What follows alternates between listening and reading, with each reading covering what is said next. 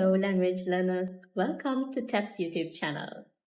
Today, I intend to accompany you into the world of English with a focus on the often confusing words despite and in spite of.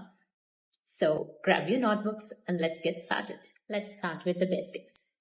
Despite and in spite of are prepositions. They are used to introduce a fact or situation that is surprising given the circumstances.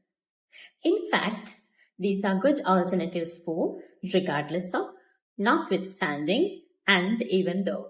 For example, despite the heavy rain, we enjoyed the picnic.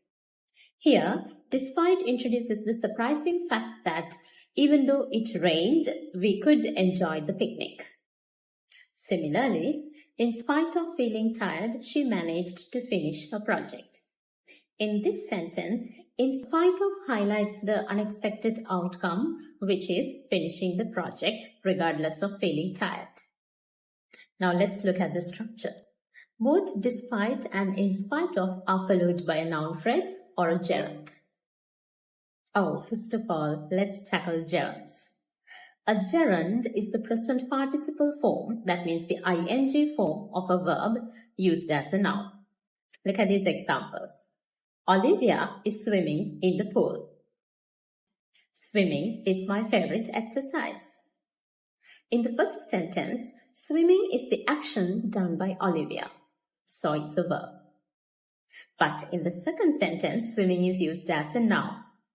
What is my favorite exercise? Swimming. It's a noun, so it's a gerund. Alright, back to the lesson on despite and in spite of.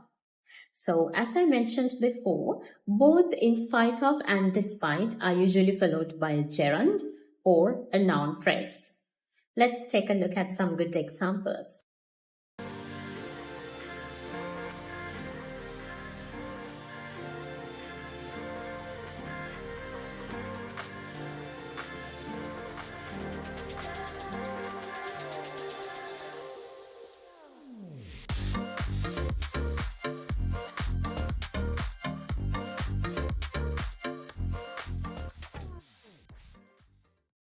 Despite and in spite of are interchangeable, so you can use either one depending on your preference.